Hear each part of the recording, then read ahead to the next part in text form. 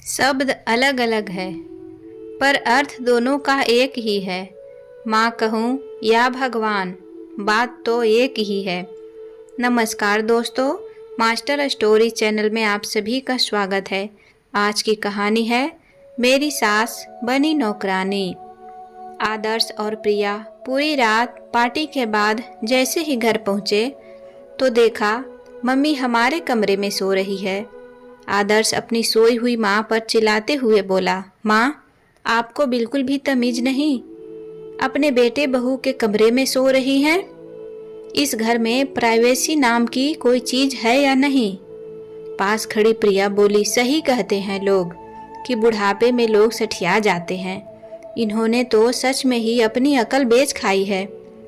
पार्वती जी बेटे की चिल्लाती हुई आवाज सुनकर हड़बड़ा कर उठी और नम आंखों से बोली, बेटा मेरे कमरे में तुमने एसी पंखा सब उतरवा दिया तो मुझे बहुत गर्मी लग रही थी। फिर मैंने सोचा तुम लोग तो रात भर आओगे नहीं तो मैं तुम्हारे कमरे में सो ही जाती हूँ। और बेटा मैं सोफे पर ही तो सो रही थी, इतना क्यों बिगड़ रहे हो तुम? क्या अब मैं तुम्हारे कमरे में भी नहीं आ सकती? प्रिया तमक कर बोली, मम्मी जी बात कमरे की सो नहीं है, यह जो आप एसी चला कर सो रही हैं उसका बिल कौन भरेगा? और छत पर जाकर नहीं सो सकती थी? सभी लोग के घर में एसी तो नहीं होता, वह लोग छतों पर ही तो सोते हैं। पर आप तो हमें बर्बाद करने पर तुले हैं। बेटे बहू की बात सुनकर पार्वती जी की आंखों में आंसू आ गए तो बेटा बोला, माँ आप हर बार यह आंसू बहाने मत बैठ जाया करो। आप चलो बाहर, अपनी बहू को आराम करने दो। पूरी रात बेचारी पार्टी में थक कर आई है, मैं फ्रेश होकर आता हूँ। तब तक आप रसोई में जाकर नाश्ता और मेरा टिफिन बनाइए। पार्वती जी बेटे की बात सुनकर अपने दर्द से कराहती हुई रसोई में काम करने लगी। इन 5 दिनों में बेटे बहू ने माँ की हालत एक नौकरानी से भी बदतर कर दी थी। बेटे की बातों ने पार्वती जी को अंदर तक छलनी कर दिया था और वह अपने पति को याद करते हुए पुराने दिनों में चली गई। कुछ दिनों पहले की ही बात है जब कैलाश जी पार्वती जी से बोले, पार्वती जी अब नौकरी करने की इच्छा नहीं हो रही है, जी करता है वॉलंटरी रिटायरमेंट ले लूं। शरीर में अब इतनी ताकत नहीं रही कि पूरे दिन काम करता रहूं। इतनी सारी जिम्मेदारियां निभाते निभाते अब मैं भी थक गया हूं। अब तो आप पर माँ बाबूजी की भी जिम्मेदारी नहीं है, वह भी बेचारे इस दुनिया से चले गए और बेटे को भी अच्छा परिवार मिल गया। वह भी अपने ससुराल में बहुत खुश है और बेटे का भी अपना कारोबार है। इससे अच्छी बात एक माँ बाप के लिए और क्या हो सकती है? तो ठीक है पार्वती, मैं रिटायरमेंट ले ही लेता हूँ, कहकर दोनों खुश हो गए। तभी पार्वती जी की बहू प्रिया आई और बोली, मम्मी जी यह कैसी बातें कर रहे हैं? क्या पापा जी को पैसे अच्छे नहीं लगते हैं जो रिटायरमेंट लेंगे? अच्छे खासे हट्टे कट्टे तो हैं अभी, और अगर यह रिटायरमेंट ले लेंगे तो घर की जिम्मेदारियां कौन संभालेगा? बेटे की शादी हो गई मतलब यह नहीं कि पोता पोती के बारे में सोचना ही भूल जाए। उनके लिए भी तो पैसे जोड़ने हैं, और वैसे भी घर में बैठे बैठे आप करेंगे भी क्या? कैलाश बाबू बोले, बहू तुम यह कैसी बातें कर रही हो? क्या मैं अब इस बुढ़ापे में भी अपनी मर्जी से रिटायरमेंट नहीं ले सकता? तुम्हारे बच्चे अब तुम्हारी जिम्मेदारी है। हमसे बुढ़ापे में जो कुछ बनेगा हम अपनी ओर से करेंगे, और हमारे पास घर और जमीन भी तो है, हम कुछ न कुछ पोता पोती के लिए कर लेंगे। कुछ जिम्मेदारी तो तुम भी निभा लो। प्रिया बोली, पापा जी ऐसे तो आप बहुत ज्ञान देते हैं कि रखा हुआ पैसा पैसा नहीं रहता। पार्वती जी बोली, बहू जमीन और घर पैसा नहीं होता, उसके दाम तो बढ़ते ही जाते हैं।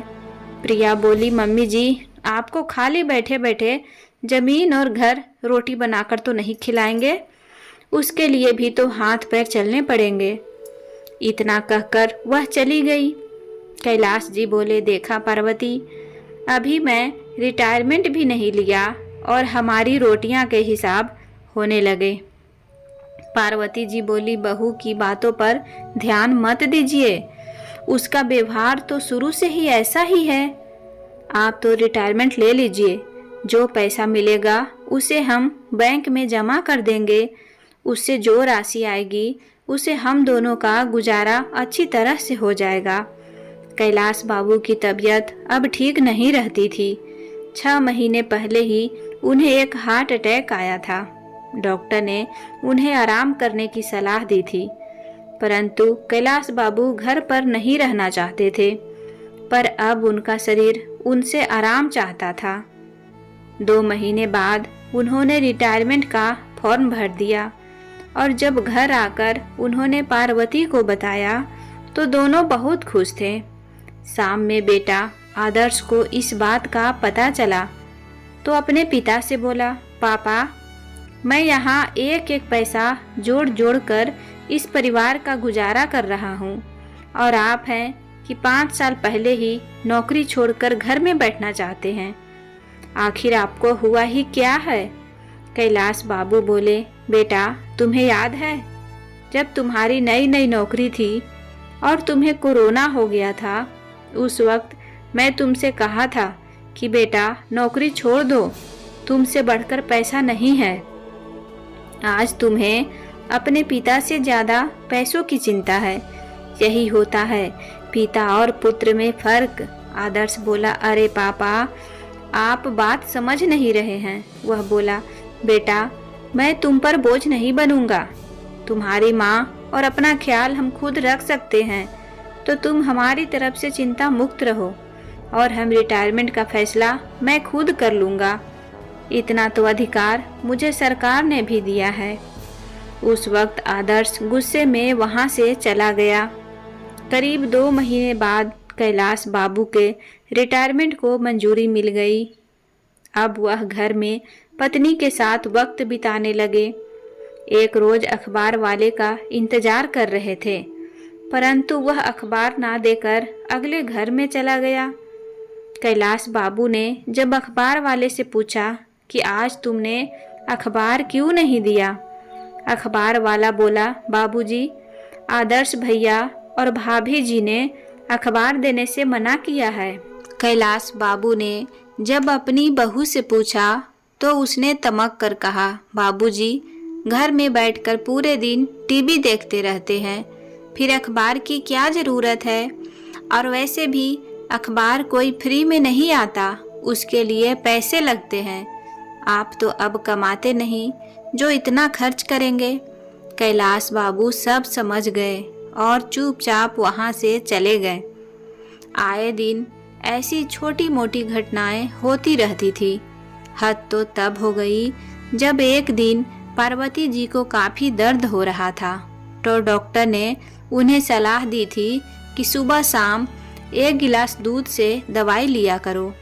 कैलाश बाबू पार्वती जी के लिए दूध लेकर जा रहे थे कि बहू बोली, पापा जी, पैसे कोई पेड़ पर नहीं उगते हैं। सुबह शाम आप दोनों इतना दूध पीते हैं, उसके पैसे कौन देगा?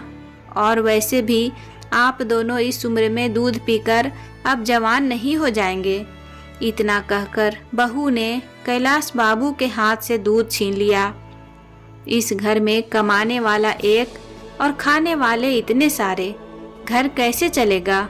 जाइए जाकर पानी से दवाई दे दीजिए। कैलाश बाबू की आंखों में आंसू आ गए। कमरे में आकर सारी बात पार्वती जी को बताएं। कैलाश बाबू से अब बर्दाश्त नहीं हुआ और उन्होंने एक फैसला लेने का सोचा, पर पार्वती जी ने उन्हें मना कर दिया कि लोग क्या कहेंगे। पार्वती जी को साइटिका नामक बीमारी की परेशानी थी, जिसके लिए उन्होंने मालिश वाली लगा रखी थी। 2-3 दिन से वह नहीं आ रही थी, जिसके कारण पार्वती जी को काफ़ी परेशानी हो रही थी।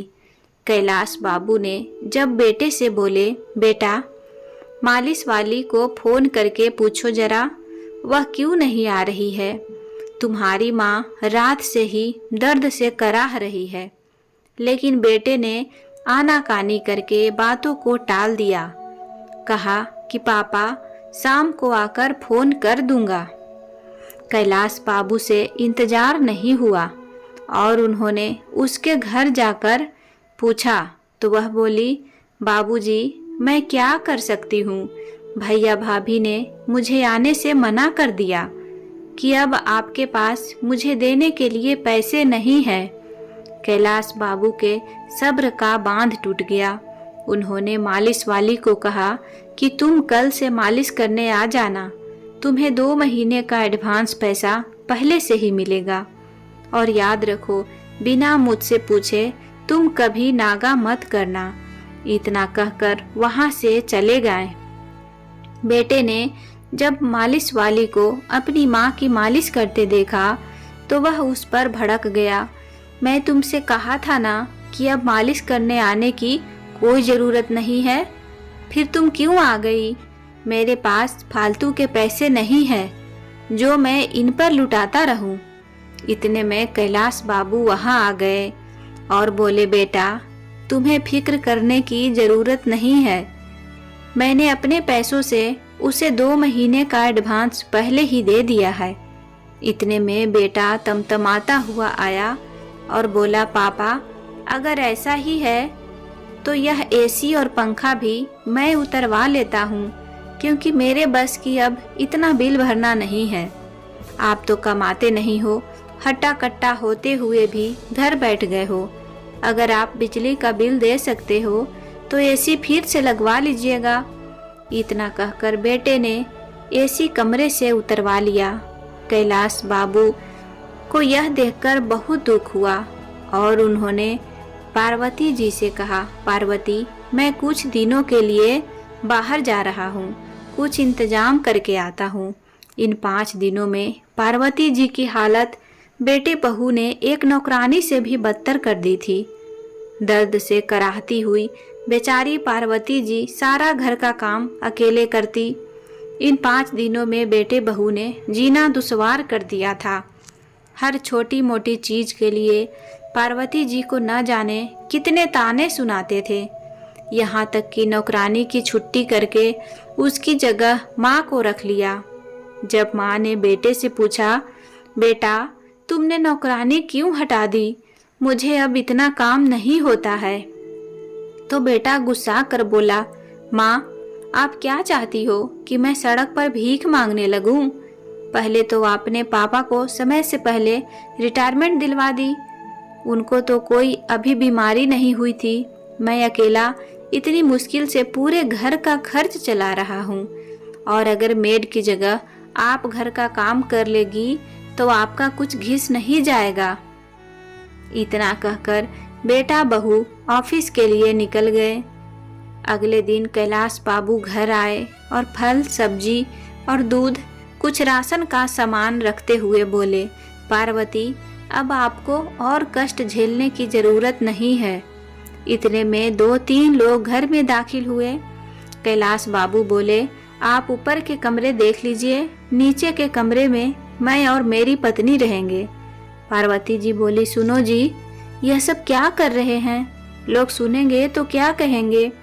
कैलाश बाबू बोले, जब घर के लोग नहीं समझ रहे हैं तो दुनिया की चिंता मैं क्यों करूं? तभी वहां प्रिया आई और बोली, पापा जी इतना शेर बनने की जरूरत नहीं है, मैं ऐसा नहीं होने दूंगी।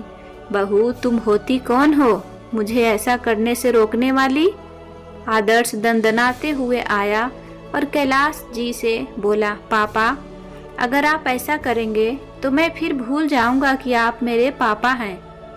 बेटे ने पिता से त्योरियां चढ़कर कहा तो कैलाश जी को गुस्सा आ गया और उन्होंने खींचकर जोरदार तमाचा बेटे के गाल पर जड़ दिया।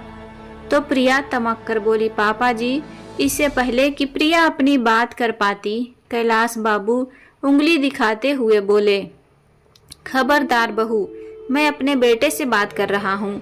ससुर का यह रूप देख प्रिया चुपचाप वहीं खड़ी रह गई। कैलाश जी बोले, तुम शायद भूल रहे हो, मैं काम से रिटायर ली है, जिंदगी से नहीं। सोचने समझने की शक्ति अभी भी मुझ में उतनी ही है। यह घर मैंने अपनी मेहनत की कमाई से सींचा है, इसलिए इस पर तुम्हारा कोई अधिकार नहीं है। हम अपना खुद देख लेंगे, तुम अपना इंतजाम कर लो। 2 कमरे हमने किराए पर चढ़ा दिए हैं और एक कमरा हमारी बेटी का है। जो बच्चे अपने माँ बाप के खाने पीने का हिसाब लगाने लगे, उन्हें जीवन का हिसाब किताब सिखाना बहुत ज़रूरी हो जाता है। अब इसके लिए दुनिया चाहे मुझे कितना ही कठोर कहे, मुझे कोई फर्क नहीं पड़ता है। आदर्श अपने पिता के पैरों में गिरकर माफ़ी मांगने लगा और बोला, मम्मी जी हमें माफ़ कर दीजिए। हम लालच में अंधे हो गए थे और हम आपके प्यार को नहीं समझ पाए। कैलाश बाबू ने उन्हें माफ़ करने से साफ इनकार कर दिया और आखिरकार आदर्श को वह घर छोड़कर जाना ही पड़ा। कैलाश बाबू और पार्वती जी खुशी खुशी उस घर में रहने लगे। उनके पास इतने पैसे तो आ ही जाते थे कि वह आराम से बैठकर खा सकते थे। तो दोस्तों, उम्मीद करती हूँ आपको मेरी कहानी पसंद आई होगी। पसंद आए तो वीडियो को लाइक करें, चैनल को सब्सक्राइब करें। कहानी को पूरा देखने के लिए दिल से धन्यवाद। मिलते हैं नए वीडियो में नई कहानी के साथ। Take care, bye bye.